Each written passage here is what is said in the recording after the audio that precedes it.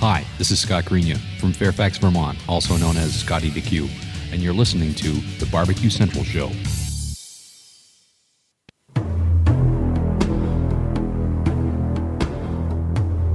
In a world permeated with barbecue websites under the control of tyrannical administrators, there was one man, a one-man army. He broke all the rules. He allowed his members to speak out, give their opinions, and make the website what it is today. Get ready for Greg Rempe and the Barbecue Central Show.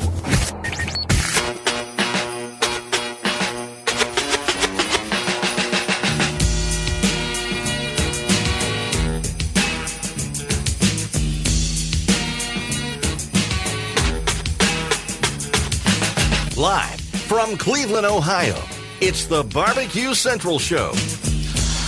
Hey, gang, welcome to another edition of the Barbecue Central Show. Oh, yeah, this is the show that talks about all things important to the world of barbecue and grilling. I'm your program host, Greg Rempe, and this is the Barbecue Central Radio Networks. Typically, this is where I would say we are coming to you live and direct from the Rock and Roll Hall of Fame city of Cleveland, Ohio. But no, my friends, tonight marks the first occasion of remote broadcast from the Buckeye City, Columbus. Hey, this is nice. I could get out, see the world, and still do an award-winning barbecue show right here for the Central Lights. Happy to have you aboard here on a Wednesday, and I couldn't be more excited to do this show for you tonight. So, same things are the same, which are the same, not to be redundant, that being your contact information. If you want to get in on the show tonight, you can do it one of two ways. You can jump in via toll-free telephone number, which I can take. Still the same, 877-448-0433 is the number to call. You can also email the show, same email address, greg@thebbqcentralshow.com.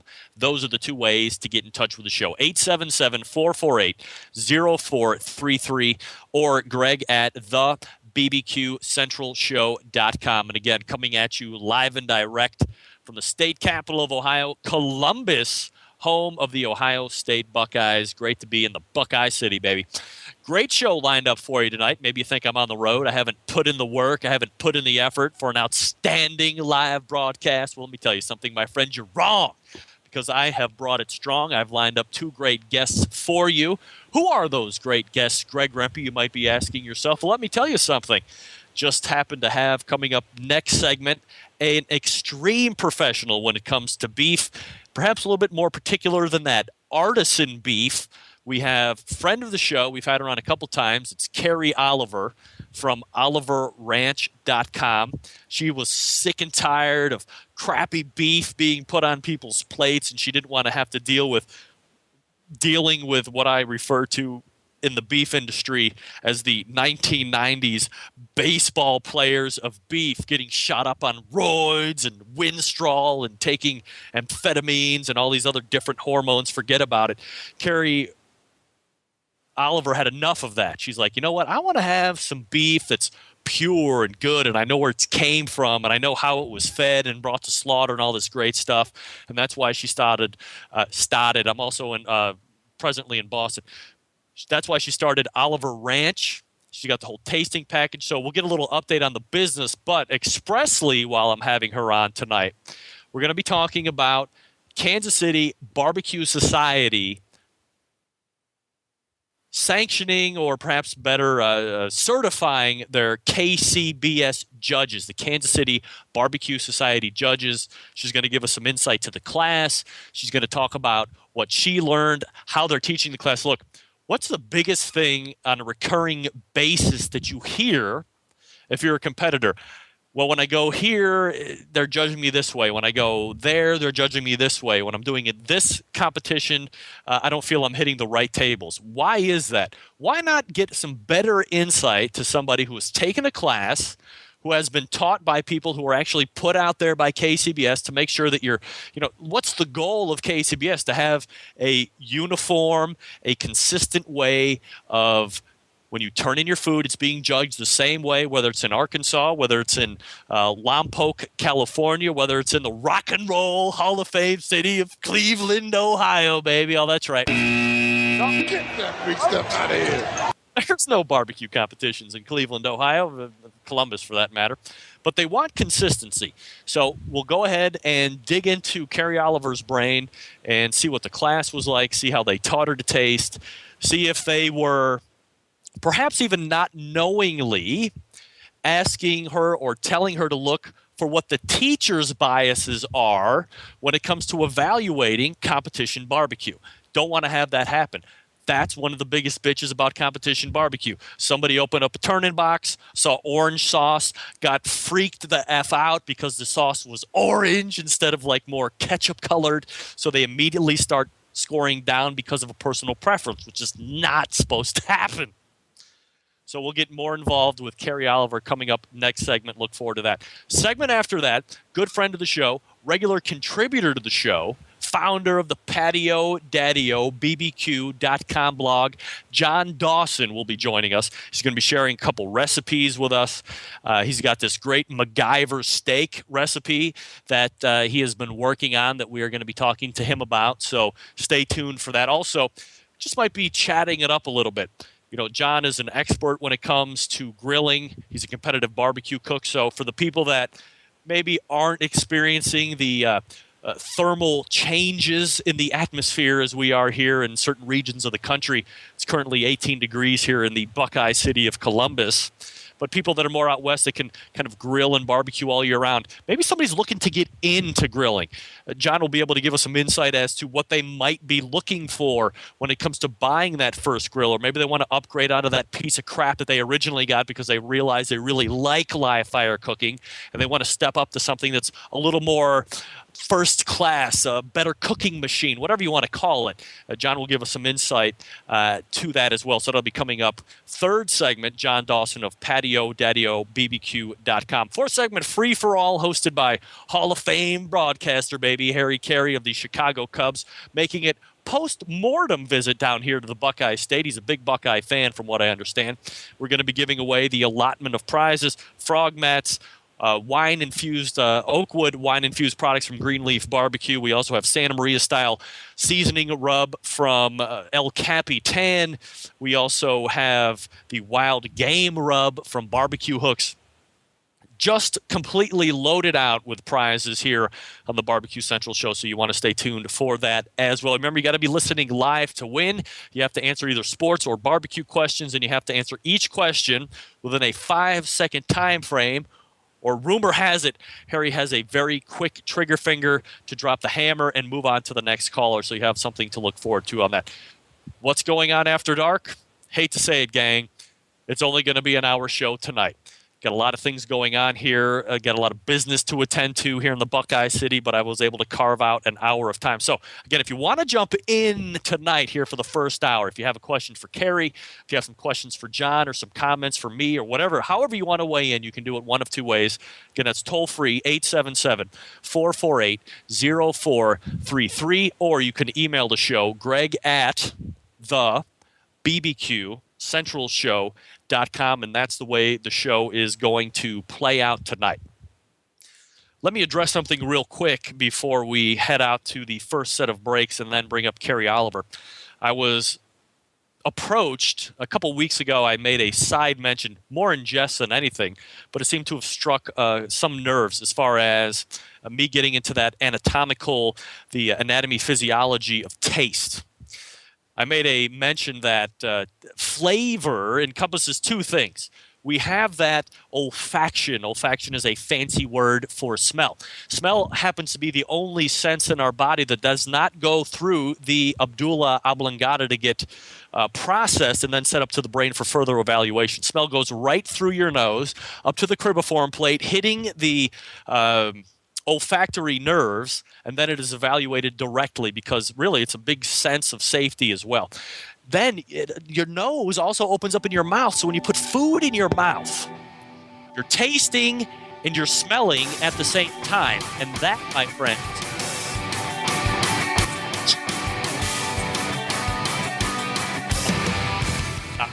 I know I'm getting talked over. Olfaction and taste equal flavor because you're actually smelling in your mouth while you're eating. So remember that. You want something to taste good, have it smell good, have it taste good, and I'll try and get into a little bit more of that next when I have time. Folks, quick reminder about my good friends at the Barbecue Guru, makers of automatic pit temperature control devices, not to mention a host of other products to make your barbecue and grilling life easier. 2 ways to find them on the internet's thebbqguru.com or call them toll free 800-288-GURU. It's Carrie Oliver next. Stand by. We'll be right back.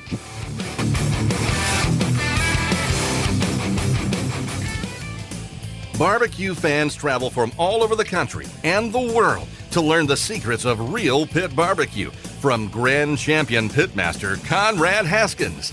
Now take your skills to the next level with a Barbecue Institute Pitmaster class. You'll learn how to make sauces, rubs, and smoke mouth-watering barbecue every time you cook. Your new skills will impress friends and family. Internet forums, blogs, and Facebook are full of success stories from our graduates. Upcoming classes locations include Rock City Rib Fest, Rochester, New York, Lexington, Massachusetts, Lang Factory Test Kitchen in Georgia, Fort Worth, Texas, Fredericksburg, Texas, Houston, Texas, Monroe, Washington, and Kennewick, Washington. For more information, class dates, and contests we'll be competing in, visit www.bbqclass.com. That's bbqclass.com. Broadcasting live from the Barbecue Central Radio Network studios in Cleveland, Ohio. You're listening to the Barbecue Central Radio Show. Once again, here's your host, Greg Rempe. Joining me now, and everybody can probably hear me now, to talk some KCBS judging class as well as some artisan beef, is friend of the show, Carrie Oliver. There's the proper introduction. Carrie, thanks for coming back on the show tonight. How are you? Doing great, and I'm really excited to be here. All right, Carrie, so let's go ahead and jump into this first, make sure we allot enough time. You know, there's been a lot of talk, and I've talked to a number of competition barbecuers, and these are the guys that are actually out there competing, not necessarily the judges. And I get into conversations with them, and they're like, you know, it seems when I go to this place, judges are liking my stuff, but when I go to this state or that state, I'm not doing as well. So I thought, you know, what a better way to kind of get into the mind of a judge than talk to somebody who has recently been through the judging class. And I remember seeing on Twitter that you are now officially a KCBS judge. So first of all, what kind of inspired you to get certified as a judge for the KCBS? Well, I don't know why anybody would not want to be certified, but I just love the barbecue community, and I really would like to learn more about it myself. I think if people remember from the past talks we've had, I'm a griller. I'm not a barbecuer, so I want to learn. And I thought, well, what better way to see what makes for great barbecue and more importantly, a champion than to be a judge? I guess I judge meat for a living, but more on a grilling basis. And so I'm trying to learn also what meat makes the best barbecue, and it's just different than it is with grilling and roasting. All right, so where did you actually take your certification class at? In Rockport, New York. Driving distance from where I live. So you're like well east of where you're usually from. You're like British Columbia and West Coast, right? Well, I'm from the San Francisco Bay Area, and I live in Toronto. So actually, it's not a bad drive from Toronto. It's about a 4-hour drive. All right, so you get to go out there. You're going to take the class. Now, as you're going through the class, how do they set it up to you as a participant? What are they going to go over? How long does the class take, and what is the cost to you? Well, so I don't have some of my notes in front of me. The cost was quite inexpensive. It may have been $50 to $75, and the class was a couple of hours long.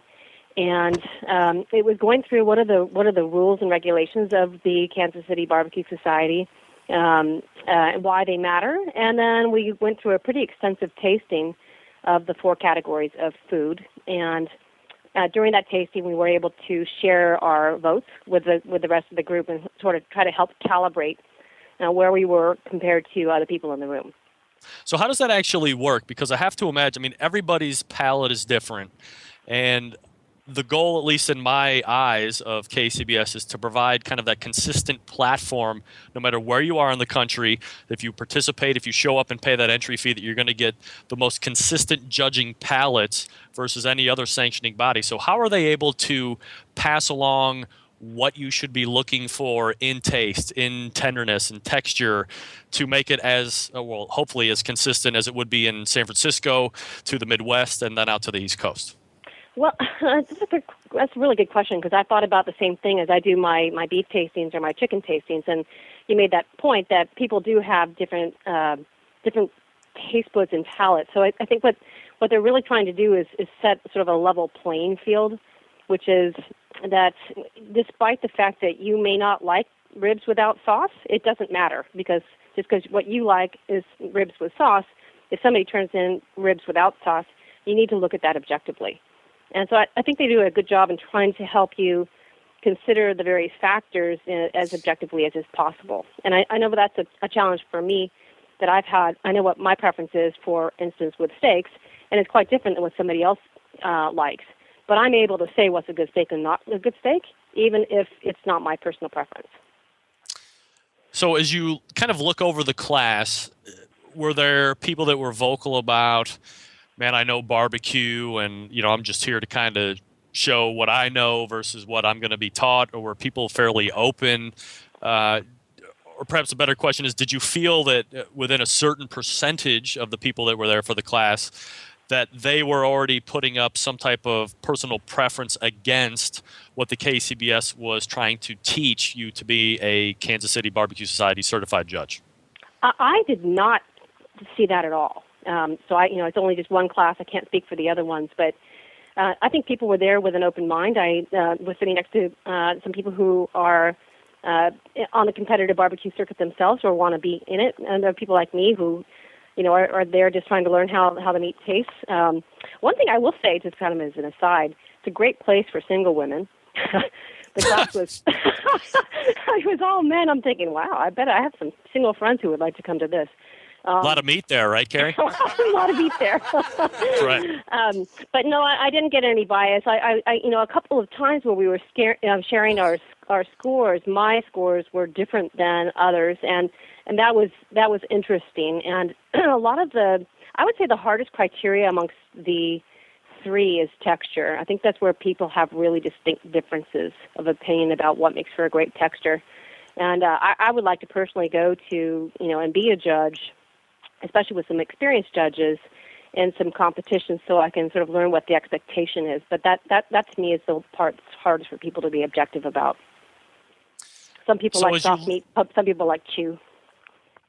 Yeah, so as you look back, how are they, I guess, trying to objectively teach you how to factor in how you're going to score each category that they do score on the KCBS circuit? Well, we ate a lot of meat, and I really do think that the way that, going through the different, it's hard to describe texture without eating it, and seeing where other people are sort of feeling about texture or appearance or about the flavor itself. So I guess I would say a lot of practice. It was just one tasting, but I didn't have to eat for the next 2 days. It's a lot of meat that you go through. And they do a good job in showing you a range of some of them were much better than others. I don't think any of them were outstanding. They were sitting in cool boxes for quite some time during the class. But we got a good variety.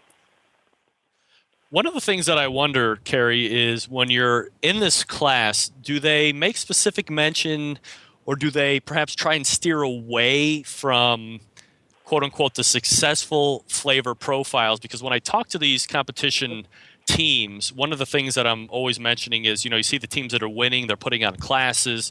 You have the teams that are just getting in, want to ramp up as quickly as possible, so they're taking one of the winning team's classes, and then they're taking what they learned in that class, immediately applying to what they're going to be at as far as the next competition. And it seems to be almost like this vanillaing of flavor profile. So how do they cover that, or how do they tell you to not look for a certain team's profile when you're judging?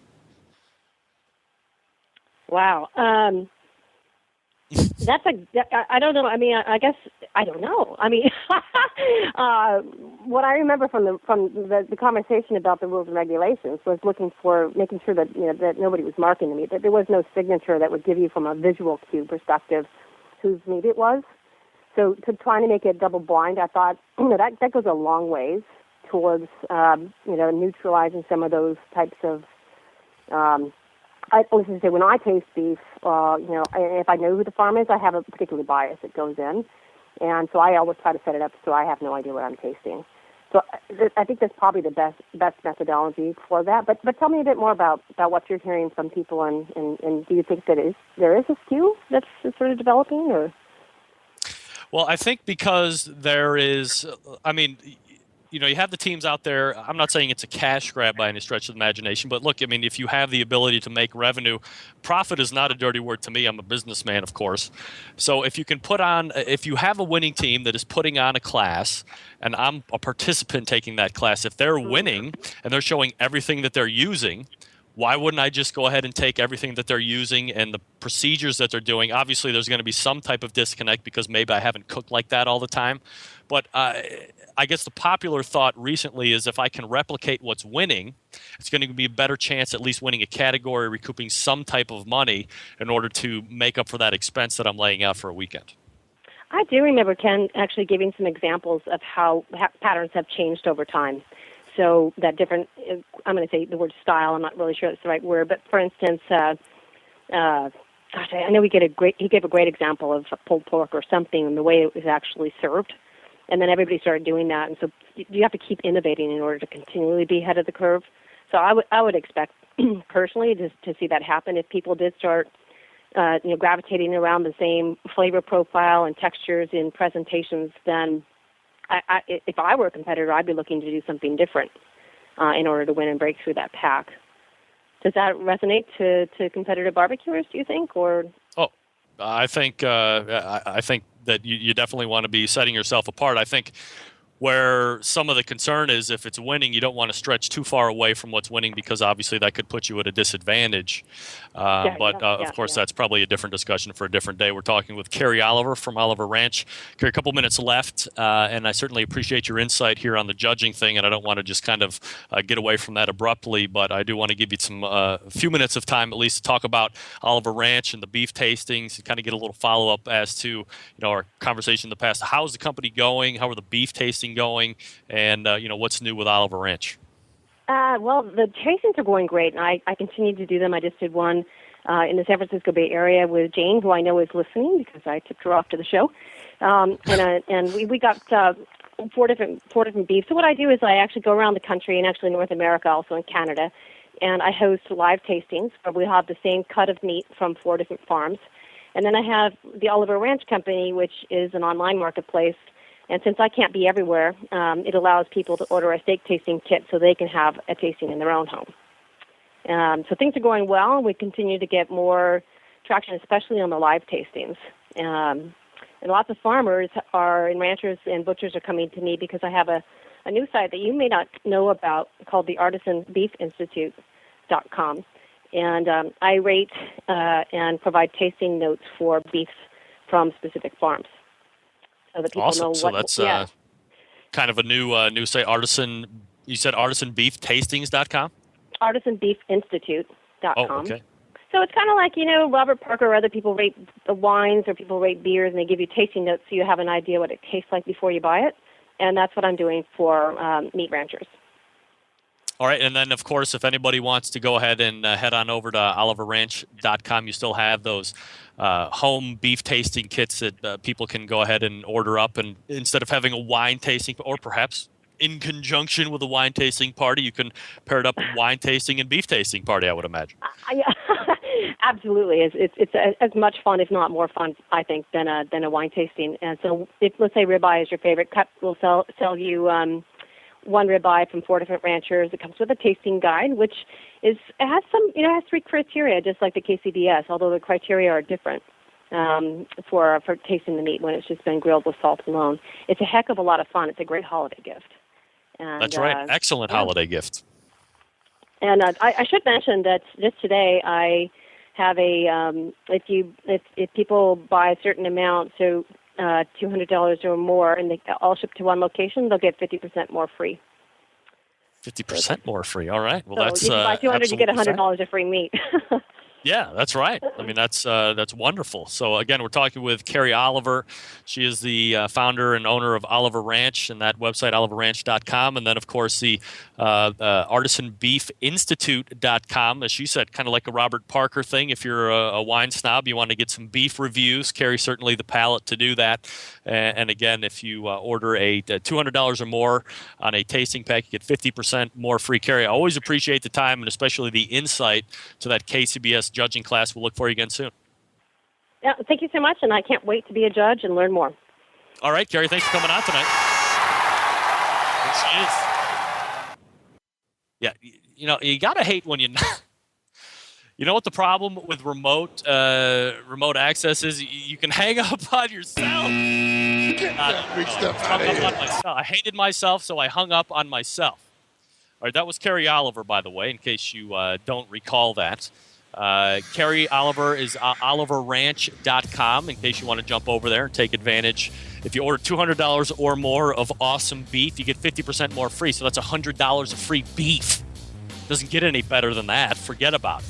Also, the artisanbeefinstitute.com. If you can't spell that, wait for the show notes. I'll be more than happy to provide the proper spelling for you. So we can do that together. All right, we're going to step away real quick. We'll come back with John Dawson of PatioDaddyOBBQ.com, the wonderful food blog. Talk to him about MacGyver steak as well as other things. Stick around. We'll be right back. You're listening to the Barbecue Central Radio Show. The future of barbecue is already here at thebarbecueguru.com. From the amazing guru that monitors and controls the temperatures of any charcoal, wood, or electric pit to the Caldera Tallboy knockdown smoker. Yes, it breaks down and stores flat, yet it's still a robust, sturdy, portable cooker and smokehouse. It also serves as an efficient temperature-controlled convection oven using wood or charcoal. The Tallboy is designed to fit all catering pans and can be used as a warming oven. You can cook in any style you choose. Make ribs, chicken, jerky, vegetables, smoked cheese, whatever you want. Take it to KCBS competitions and unload it from the trunk of your car. TheBarbecueGuru.com is where you'll find the Caldera 3-Bay Caterer. It's stainless steel and uses charcoal or sterno for chafing purposes. And it doubles as a 3-bay sink or wash station with hot water and knocks down in seconds with no tools required for transportation and storage. The future of barbecue is here at thebarbecueguru.com. That's www.thebbqguru.com or call 1-800-288-GURU.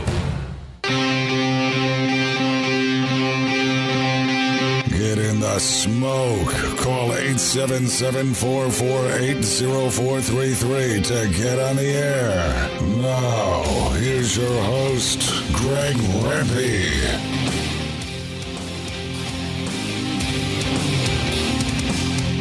Welcome back. This is 35 past the hour. This is the Barbecue Central Show. I'm your program host, Greg Rempe, live on location in the Buckeye City of Columbus, Ohio. Happy to have you. 877-448-0433. Greg at the bbqcentralshow.com are the two ways to get in touch with me. Thanks again to Carrie Oliver for joining me last segment talking about the KCBS judging, as well as her new artisanbeefinstitute.com website. But forget that. Let's go ahead and race over to the hotline and pull up the show, a premier, venerable food blogger and a frequent contributor to the show, John Dawson. Now, John, how are you tonight, buddy? I am fine, Greg. Long time no talk. Thanks for having me on again. I appreciate it. John, at least we're talking tonight from two cities that realize in utter truth and reality that we will not be playing BCS bowl games. for the championship. We'll be playing BCS, but we're not playing for the championship. I have no idea what you're talking about, but anyway. Of course. Forget about that. So, again, John Dawson is the creator of PatioDaddyOBBQ.com, and we have him on from time to time to go over some great recipes, and he's also got a lot of great insight. He's a competitor as well out there in Des Moines, Iowa. What? John, what? Boise, Idaho, dude. Oh, whatever. Boise, Idaho. Des Moines, Iowa is really where I was wishing you were at tonight. I thought you were on location, too.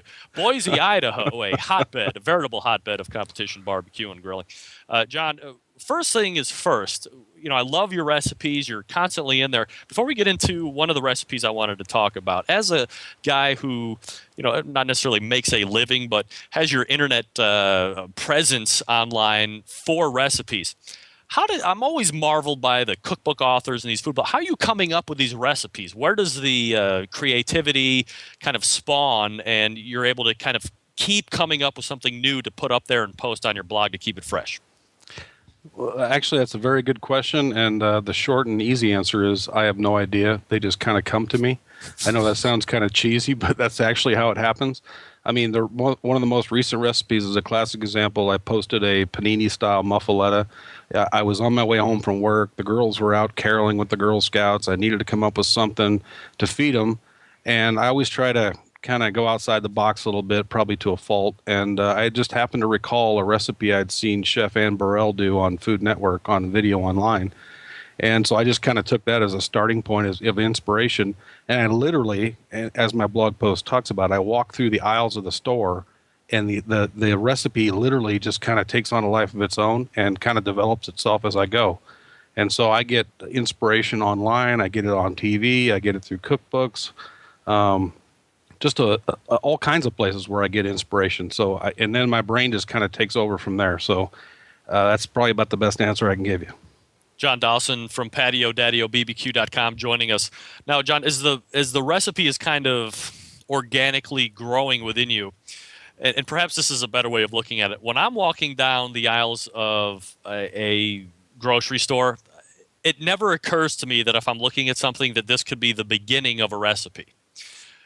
Is it innately like a gift that you and all these other foodies have, that you're seeing stuff and you're constantly thinking in your mind, well, I see that this thing over here in this other aisle might work, and here's some jam, and here's some some type of cheese, and this might go good together. And you're just going to, regardless of how it's going to look, you see it in your mind finish maybe, but until you get home and actually put it to fire, whether it be on the grill or in the stove, is it really kind of a crapshoot on if it's actually going to work out or not? Very much a crapshoot. I will say that I think the real genesis of it is just basically a creative mind, and then a desire to kind of come up with something new. I mean, being a food blogger, I have to have content, right? So in the back of my mind, and it's not an oppressive kind of thing. It's just, hey, I got to post something this week. What am I going to post? And I literally start my week thinking, okay, I need at least one post this week. I got to do something. I got to do something that I haven't done before. And I got to, I can't use the same meat I used last week. I got to do something different, and then there's holidays that get thrown in like Thanksgiving and whatever. That makes it a little easier. But generally it's just, okay, what am I going to blog this week? And then that kind of is the starting point. And then from there on, I'll go read cookbooks. Just in my average daily life, I'll be flipping through cooking magazines and cooking catalogs. Like, for example, this torch steak that you want to talk about came up. I saw just a mention of espresso and chipotle somewhere in a catalog, and my brain said, that could be a rub. Well, okay, great. You got a rub. What are you going to put it on? How are you going to cook it? What are you going to do? And so this weekend, I'm going to the store, and I see some carne asada, and I'm like, hey, I've never done carne asada before. Hey, what about that chipotle espresso rub? And then the torch thing was actually inspired by you in your last week's show where you guys were talking about reverse sear. So it's just an amalgamation of a whole bunch of different stimuli and input and creativity that just kind of, in the end, comes out as a recipe. So I don't know if that's what you're after, but that's how it goes down, basically. John Dawson is our guest. All right, John, so obviously you dovetail nicely into the main subject matter tonight, which is you kind of termed it the MacGyver steak. And again, some of that being spawned off of the Finney method.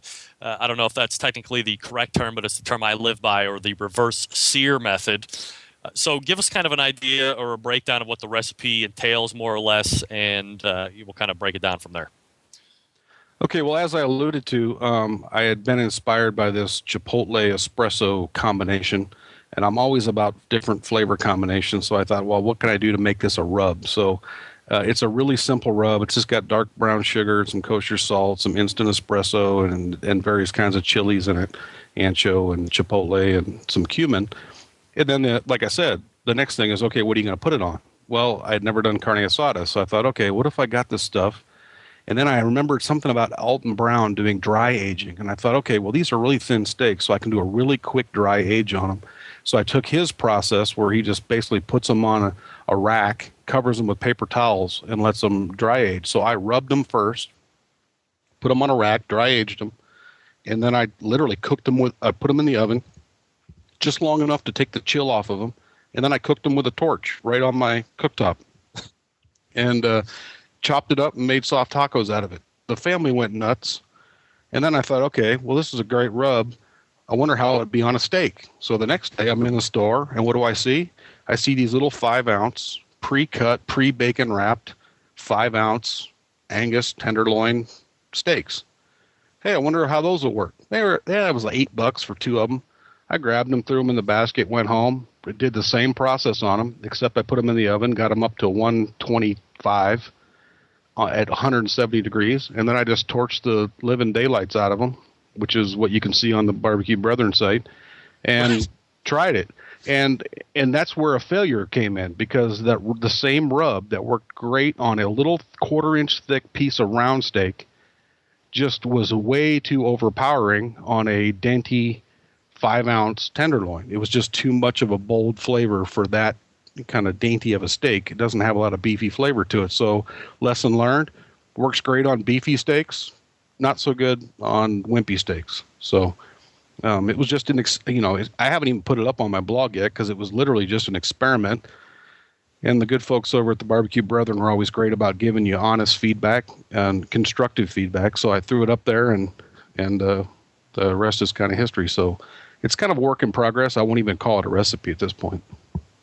So as you look forward to kind of make it more of a consistent, not fail, but win, do you see a particular cut of meat that is going to be working best on a consistent basis? I would really, really love to try this process on a cowboy ribeye, being that, it's just a bone-in ribeye that's maybe Frenched.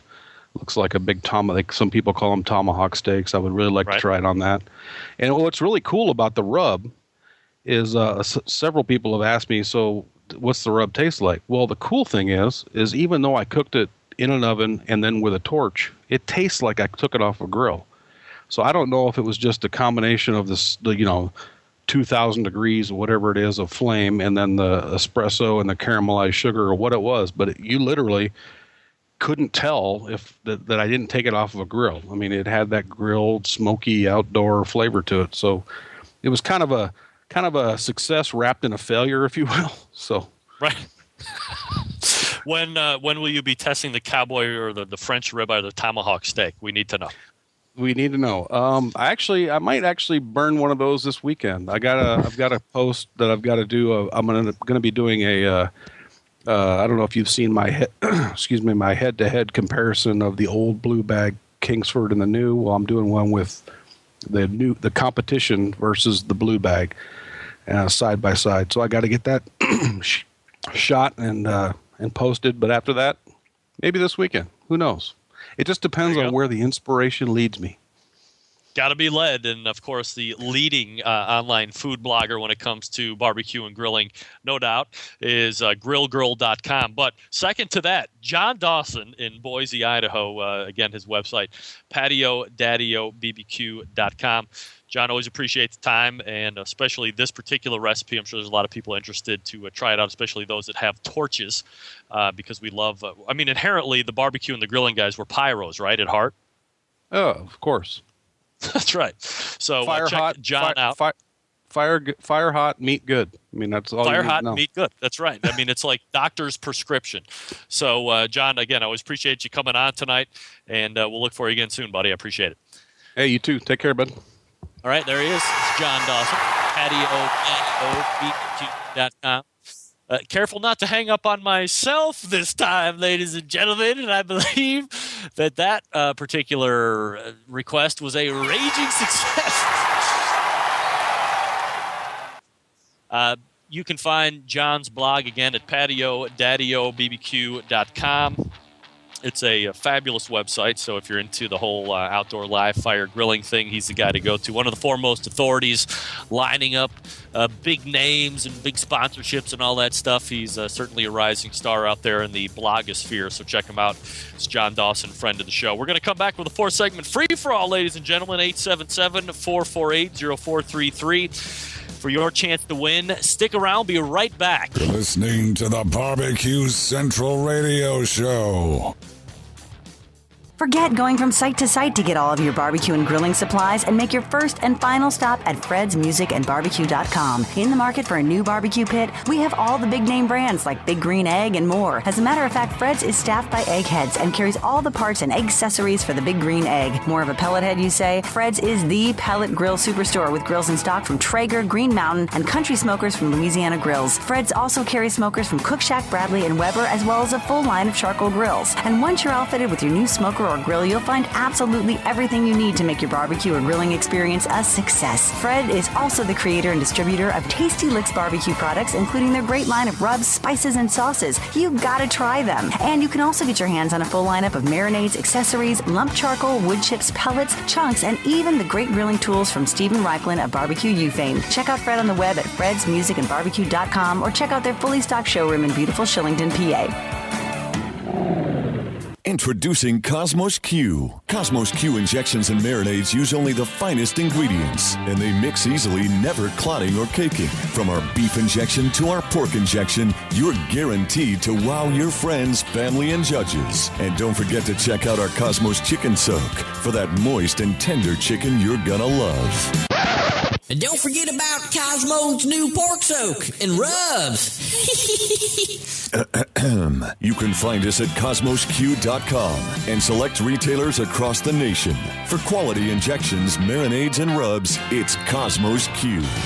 Big name interviews, advice on cooking brisket and ribs, and the only host willing to share his honest opinion on all things important in the world of barbecue. It's the Barbecue Central Show. 10 till the hour. This is the Barbecue Central Radio Show coming at you live and direct from Columbus, the state capital, baby. And this portion of the show brought to you by the good folks over at Yoder's Smoky Mountain Barbecue. You know who they are by now, the leading online retailer of Meadow Creek barbecue equipment. These smokers and grills are handcrafted in the Amish country of Lancaster, Pennsylvania, helping you enjoy easy and profitable barbecues for years to come. And you can find them on the interwebs at Serious BBQs, that's plural, Serious BBQs with a BBQS, SeriousBBQs.com. It's the good folks over at Yoder's Smoky Mountain Barbecue. All right, gang, let's go ahead and play the 4-segment free-for-all, baby. Yeah!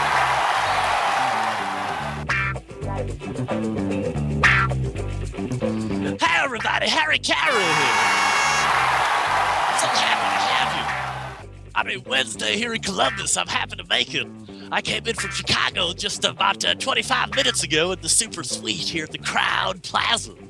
Okay, here's the game. I'm going to ask you barbecue questions or sports questions. You have 5 seconds to answer each question, culminating into you winning a free prize. It doesn't get any better than that. Okay, let's go ahead and race to the hotline. What happened? I had a guy on the line and now he's not here anymore. Get that big stuff out of here. Hey, I'm Harry Carey, damn it. You don't hang up on me, you wait. I don't care. Let's see where we're at. I know we can figure this out.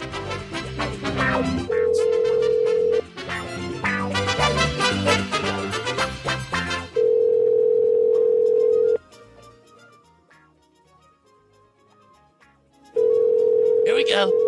It's only a matter of time, ladies and gentlemen. Trust me, I know. Hey, this is Harry Carey. Who's this? This is Tom. Hey, Tom. How are you, Tom? I'm good. Tom, you want to play the 4-segment free-for-all? I do. All right, Tom, would you like barbecue questions or sports questions? Sports questions, sir. All right, Tom, I must tell you that you're the first person that's ever asked for sports questions. Do you not like barbecue, Tom? Go ahead and answer correctly. Never eaten it. All right, Tom, honest answer. I appreciate the man. Here's a sports question for you. You have 5 seconds to answer each question, culminating in a prize for you win. Here we go. First question, Tom. Name the starting quarterback of the Washington Redskins. That would be Donovan McNabb, please. That's right. Donovan McNabb is the correct answer. Thank you. Do you have something to add to that? No, thank you. Second question time for your chance to win a prize. Here we go. Name the starting wide receiver for the star wide receiver for the Philadelphia Eagles. That would be Deshaun Jackson for 500, please. Deshaun Jackson is right, Tom. You're very smart. You're 2 for 2, much like Andre Dawson the Hawk was back in the World Series in 1978. Tom, one more question correctly answered, you can win a free prize. Tom, are you excited? Oh, I'm good, yes. I know I am. Tom, here's the third question for your chance to win a succulent prize of your choice. This past Monday, the New England Patriots and the New York Jets played a tremendous Monday Night Football game that was a landslide victory. Name the score that the Philadelphia... What? 45-3. Tom seems to be a sports fanatic like no other. He was even answering the question before I got it out of my pie hole, before I could put an ice-cold Budweiser in it. Tom, you've won the 4-segment free-for-all, and now you have your chance to win a prize. Here we go. I'm going to list them off for you. You can tell me what you would like. We have a frog match. We have some wine-infused Oakwood products from Greenleaf Barbecue. We have a El Capitan Santa Maria-style barbecue seasoning, which is excellent. And we also have some wild game rub from the good folks over at Easy Hook. Tom, what would you like? Let's do the barbecue seasoning. The wild game barbecue rub? No, the third one. Oh, the Santa Maria-style barbecue seasoning. That's right, sir. Tom, I'm telling you, you won't be disappointed. It's one of my most favorite all-time rubs ever on the face of the earth. And I'm dead, so you know it has to be good. So, Tom, here's what you have to do. Send me your shipping information. Winner at thebbqcentralshow.com. We'll get it right out to you. Thank you, Harry. I love you. All right, thanks for calling in tonight, Tom. Tom's a winner. Okay. 4-segment free-for-all going off very well. And quite frankly, I'm in a place I don't even recognize. Between me and you, and I know nobody else is listening, I'm very scared, and perhaps I'm even a little bit afraid. I don't know who's going to be coming through that door. I never liked hotels when I was calling Cubs games. What's going to make you think that I like hotels now? Let me tell you something. I can tell you exactly what's going to make me like hotels. Nothing. Get that freak stuff out of here. I have to tell you, I'm not a fan of hotels. I could be sleeping. Somebody could come right through my door and take advantage of Harry Carey in one of many different ways. And I'm not a fan of it. That's why I sleep in the tub. That's right. I take my nice little towels. I ball them up nice and tightly. There's 58 towels in this room. I can have nice pillows and covers. And I'm telling you, it's going to be great. And now nobody, when they come in to try and steal Harry Carey away, they won't look in the bathroom. I'm going to outsmart everybody. All right, I want to thank Tom for calling in tonight. He's won himself some El Capitan barbecue seasoning. He's going to be very happy with that. And I'm very thankful that he decided to call in tonight while we're doing a remote show. That shows a lot of class, Tom, and I certainly appreciate it. All right, gang, that's going to do it for me. I got to go. And we'll see you. Take care.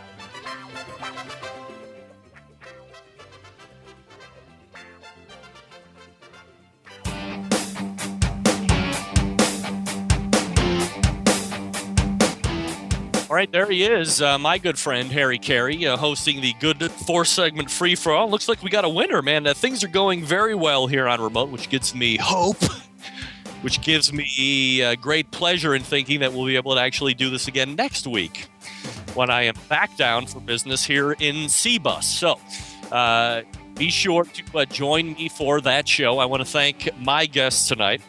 That would be Carrie Oliver from OliverRanch.com. Also, Artisan Beef Institute. Don't forget the special she's running right now. If you order $200 worth of beef, get 50% free. That's $100 worth of free beef. Also, John Dawson of Patio Daddio, BBQ.com, joining us talking about the MacGyver steak. And more importantly, giving us some insight on what it's like to be a food blogger and where all this inspiration comes from. Hope you enjoyed the show tonight. I'm going to be heading back to the Rock and Roll Hall of Fame city as soon as I lock up here tonight. But we'll see you back here again next Wednesday at 9 p.m. Eastern Standard Time right here on the Barbecue Central Show. And until we do that, this is your program host and proud U.S. American, Greg Rempe. Good night now.